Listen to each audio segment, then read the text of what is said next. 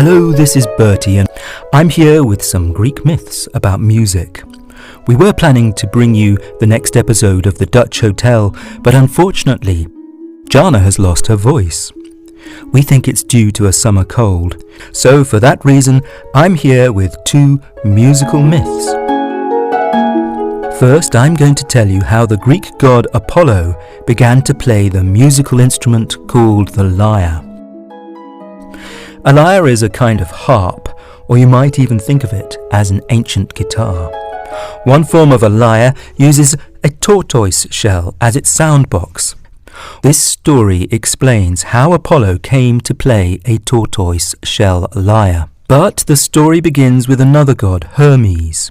Hermes was the messenger of the gods, also known as a trickster, a dream giver, and a thief. The mother of Hermes was Maia, a nymph who gave birth to him in a cave.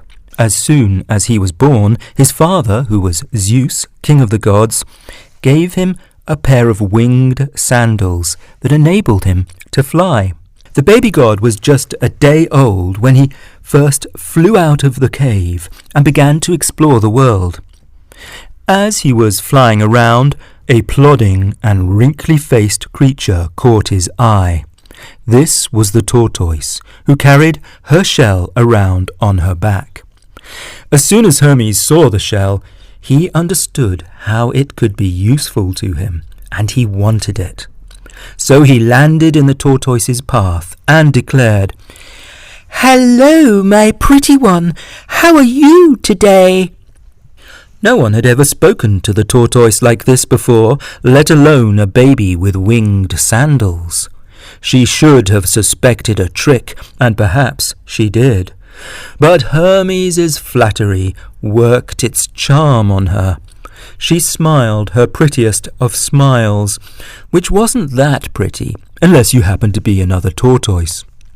The infant smiled back and said, "I'd love to see you dance, and I bet your singing voice is as beautiful as your face." "Now you're going too far," laughed the tortoise. "I'm far too shy to dance, and as for singing, I've never even tried. I leave that sort of thing to the birds and the grasshoppers, who have a more artistic nature. But I tell you that you have the most beautiful voice of all," declared the baby Hermes. "You can take me at my word.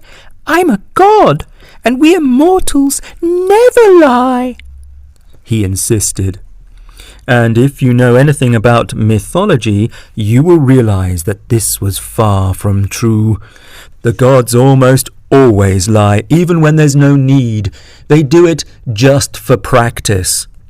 And so, with this insincerity and flattery, the baby god won the trust of the tortoise, who was old enough to know better.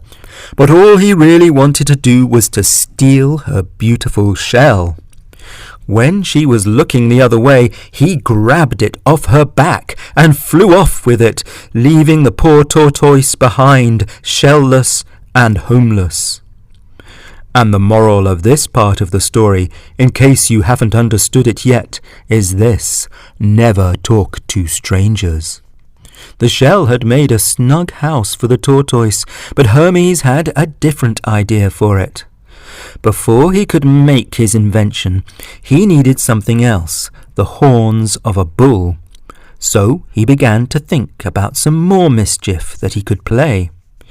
He knew, because the gods know everything, even baby gods, that no thief should ever dream of stealing the cattle of the sun. The cattle of the sun were the blessed cattle of the immortals, guarded by the sun god Apollo, and anyone who stole them could be thrown down into the deepest, darkest depths of Tartarus, a punishment far worse than death. So since it was totally forbidden to steal the cattle of the sun, Hermes wanted to do it. He was that sort of baby. The temptation was too great, and so he flew directly to the mountain where Apollo kept the holy cattle. He found them grazing the sweet grass of a slope overlooking the sea. The baby god chose 50 of the best cattle and started to drive them away. Only he did this in a cunning fashion. He made the cattle walk backwards. That way any person or god who found the tracks would think they showed the cattle moving in the opposite direction.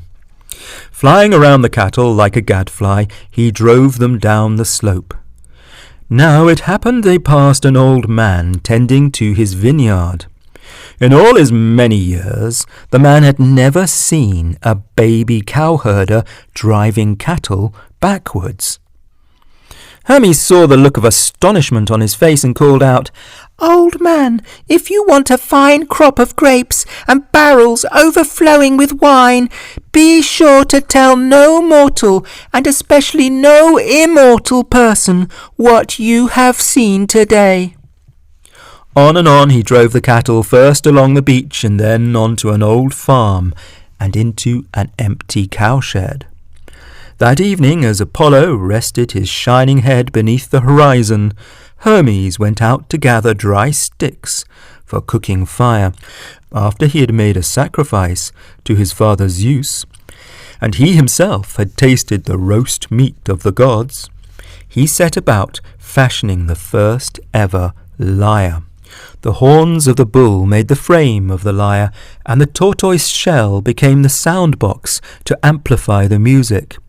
He added a crossbar of olive wood, and then he pulled 7 gut strings over it. The sweet notes of the new musical instrument rang out at the touch of his hand, and he said to himself, "I wasn't lying when I said to the tortoise that she could sing sweeter than any bird." He was so pleased with his invention that he composed a song in honor of his mother Maia, the one whom he truly loved. And this was how the baby Hermes invented the musical instrument known as the lyre. The next day Hermes flew off, taking his precious instrument with him. He played as he flew, and the birds were envious of his musical skill. He returned to his mother's cave, where he fell happily asleep. But this is not the end of the story. Oh no! As you know, it is not Hermes whom we associate with the lyre. It is the sun god Apollo. It was Apollo's job as the official sun god to drive the sun chariot across the sky. On his way he looked down on the cattle of the sun and thought, "That's funny. Some of them seem to be missing." He counted the cattle 2 or 3 times to be sure, and each time he came up with a number that was 50 short. That was when the sky went dark, because Apollo immediately aborted his daily mission and set off in search of the missing cattle.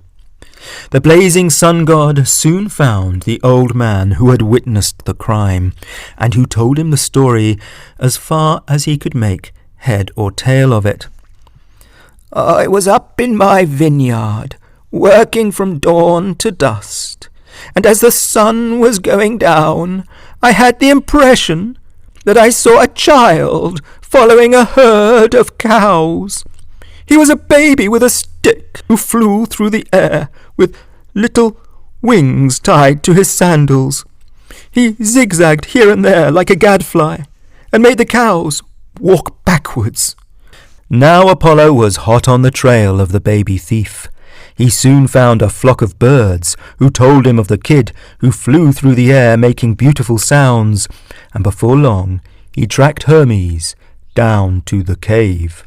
When the sun god filled the cave with golden light, Hermes sucked his thumb and pretended to be a child overcome by sweetest sleep. But Apollo was not fooled so easily. He called out, "Little boy lying in the cradle, you had better tell me quickly what happened to my cattle, or you and I will soon be in a fist fight." "Search me," replied the baby god. "Why ask me about your missing cows? I haven't seen them. I haven't heard a word about them. No one's told me a thing." Stop lying. I'm not the fool you take me for. Do I look like a cattle driver?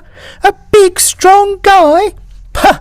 I'm not interested in cows. All I want is my baby sleep and my mother's milk. By now Apollo's golden skin had turned red with rage. Hand over my cattle right now before I cast you down into darkest Tartarus for ever and a day, he bellowed. I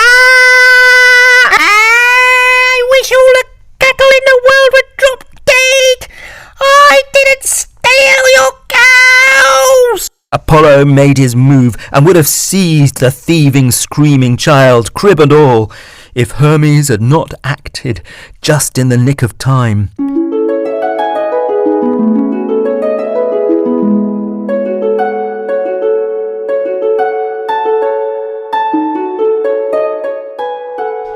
He began to play his lyre so sweetly and so magically that the sun god stopped in his tracks, amazed at the sound of the music. His temper soon became quite soothed. And then he began to laugh for joy as the sound of the instrument stole his heart. What is this new sound, this wonder to my ears? I swear neither Olympian gods or mortal men have ever heard anything like it. It's called music, replied Hermes, and if you like, I can give this gift to you. He would not have made such a generous offer except to save himself from being cast into deepest, darkest Tartarus. Hermes held out the lyre, and bright Apollo took it and willingly gave him a gift in exchange. He handed him a magic wand, a stick entwined with 2 carved wooden snakes. This stick became one of Hermes' most precious possessions, alongside his broad hat and his wooden sandals. When he grew up to be the messenger of the gods, he always took it with him, and the snake wand became the ancient symbol of messengers. As for Apollo, he loved his lyre made from a tortoise shell and a bull's horns. He's often shown making the music of the gods by plucking the strings of the lyre.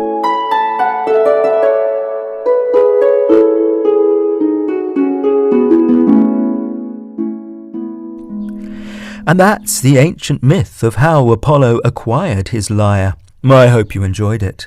In a minute or so, I shall tell you another story about Apollo and his lyre, and I shall also mention the origins of the flute. So don't go away. But first, I'd like to tell you about our wonderful sponsor, Little Passports. So, summer's here, and the age-old question, how shall we entertain the family, is on every parent's mind. If you want a fun and educational activity, look no further than Little Passports. Little Passports will take your kids on a flight of the imagination through time and across the globe. We've just been exploring the Oregon Trail with the USA Scratchbook. Subscribe and they will send you award-winning treasure troves filled with activities, games and stories, all designed to spark curiosity and imagination among young adventurers and scientists. Whether building a solar-powered robot, creating a Spanish mosaic, or playing with animal friends in the Serengeti, kids aged 3 to 10 will love learning with Little Passports. For listeners of the show, Little Passports is offering new customers 20% off when you go to littlepassports.com/storynori. That's 20% off when you go to littlepassports.com/storynori. littlepassports.com/storynori. Now, to return to our theme of ancient music.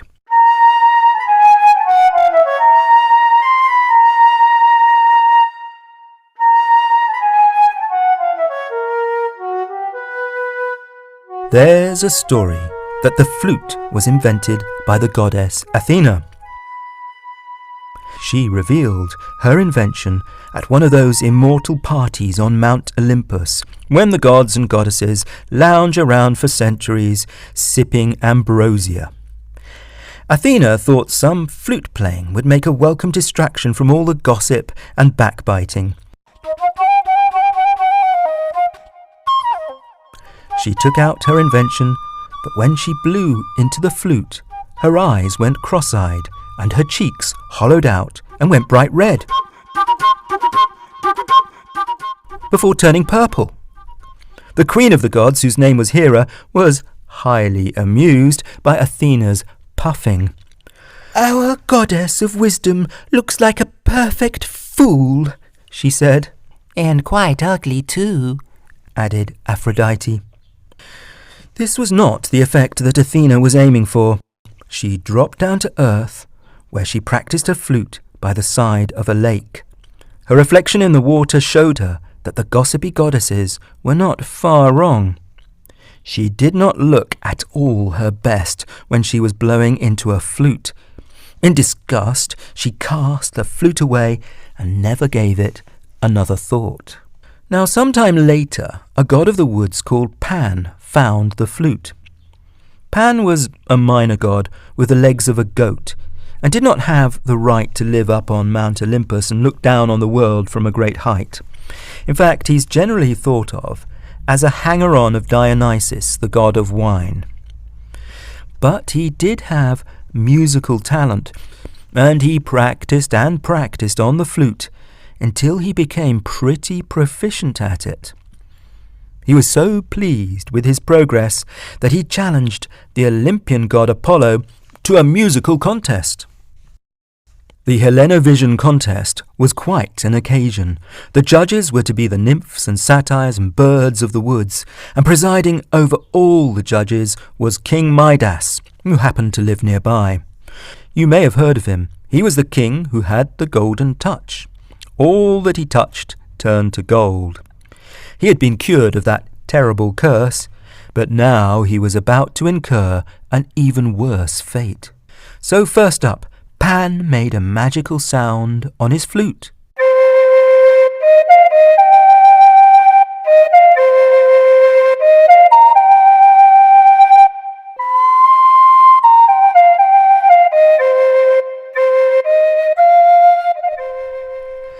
Then it was the turn of Apollo to run his golden fingers over the strings of his lyre.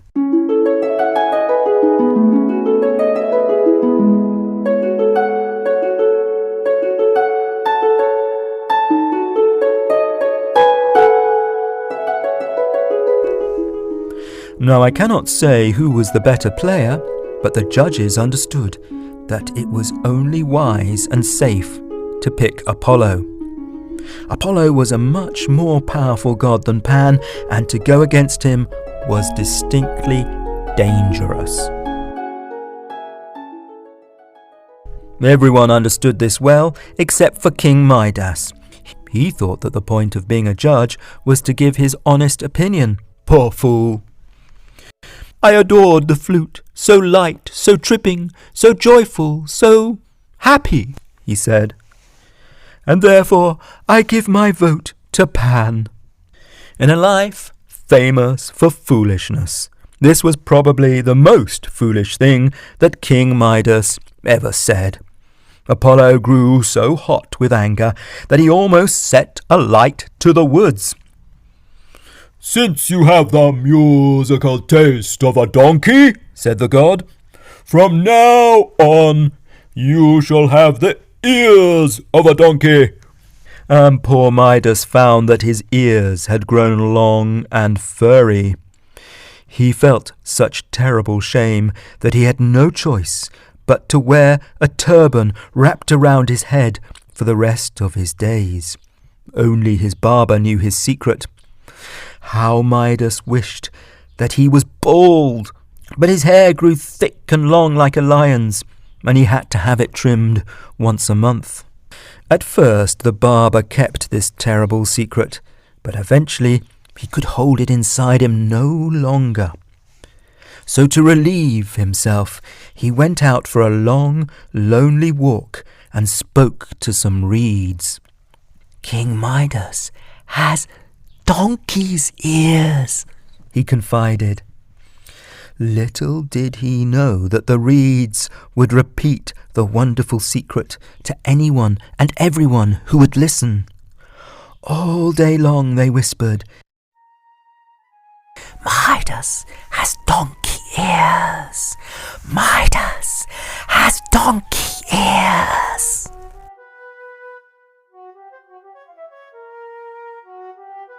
And the gossip and scandal grew so great that Midas had no choice but to resign and to leave his palace and to go to live in a cave where nobody could see the king with donkey's ears. And that story told you how the flute came to be invented and how King Midas grew his donkey's ears. Now I'm planning to return to my writer's cave. I hope that Jana will find her voice soon and read the second part of the Dutch hotel story about time travel. I've already written it and I think it's very exciting. For now, from me, Bertie, au revoir.